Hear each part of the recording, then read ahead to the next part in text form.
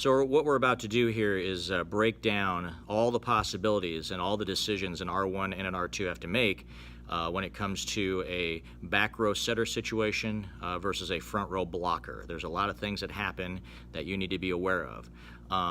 We did this presentation live at our first GKCOA meeting, and if you missed it, then here is a breakdown. We're going to do a couple of plays live without much discussion, but then we'll break it down and have the situations laid out one after the next with my demonstrators.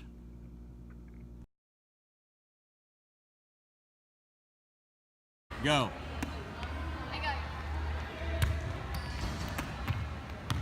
Go.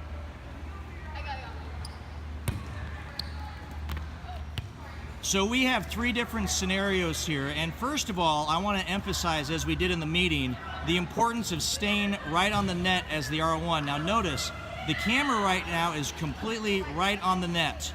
And if we start leaning one way or the other, and notice the ball is completely on the setter's side of the net. But notice, if I start moving the camera, meaning I start leaning, okay, it's kind of harder to tell if I'm over here, and I'm not leaning very much. Okay, it's harder to tell whether the ball is on one side of the net or the other. So by you moving, you lose your advantage by being on top of the net, okay? But right now, the setter has the ball completely on her side of the net, okay? So Hayden is trying to save a ball that has not crossed the net yet. Allie is our blocker, okay? And so there's some scenarios that could happen here. First of all, if this happens this way, we don't have anything. Nobody's violating. There's nothing. There could be ball handling. She could try and make the one-handed save but lift it, okay? Or there could be illegal contact. There could be a net violation, all right, by one or the other. But right now, as it is, nothing is happening. There's no whistles yet. Now, since the ball is completely on Hayden, the setter's side, and if Allie, as a blocker, reaches to try and touch that ball, and Roof, right now, since the ball is completely on Hayden's side of the net, that is an illegal block on Allie. This is the second ball now, okay?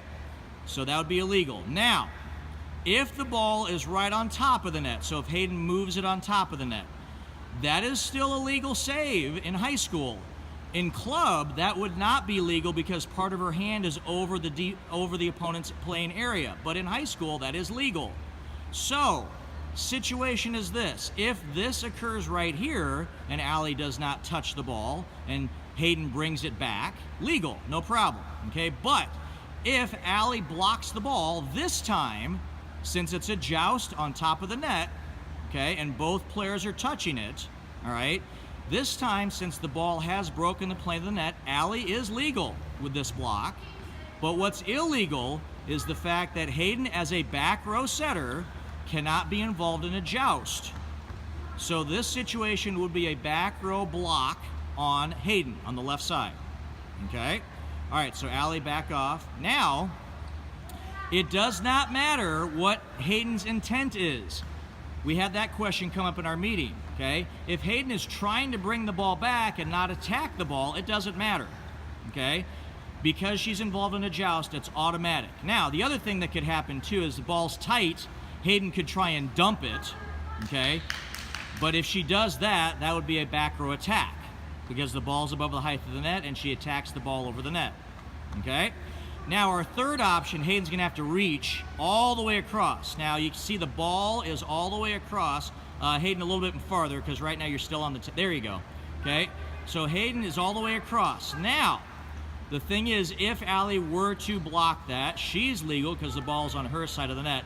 But once the ball completely breaks the plane into Allie's side and Hayden touches it, then the call is Hayden over the net, okay? So those are the three scenarios that could happen when a back row setter jousts with a front row blocker, all right?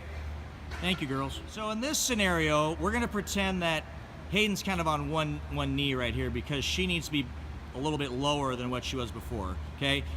The pass is over the net, and Allie, go ahead and take the ball there. Just grab it. Okay, now what's gonna happen is Hayden is gonna have her right hand up trying to pretend to save the ball, but it's already gone. It's already over the net, okay? Now, since it's over the net, Allie attacks it, and two things could happen here. One, if she attacks it into Hayden's hand, even though Hayden is not trying to block the ball, again, it's not about intent, okay, she is still a blocker. That would be a back row block because Hayden's hand is above the height of the net, okay? Now, here's the other scenario. Allie could get up so high that she doesn't block the ball. Now, keep your hand there, Hayden, okay? She doesn't block the ball, but since Allie's hand is still above, or I'm sorry, since Hayden's hand is still above the net, the setter's hand, okay, it doesn't matter where the ball is contacted on the setter's body, as long as there's a body part above the height of the net.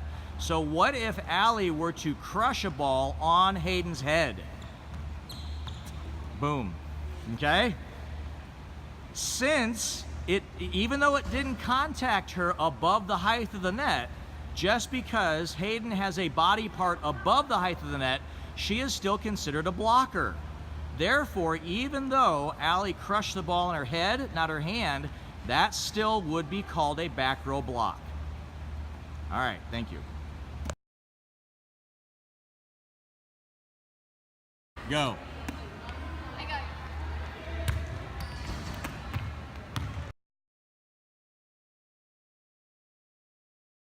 Go.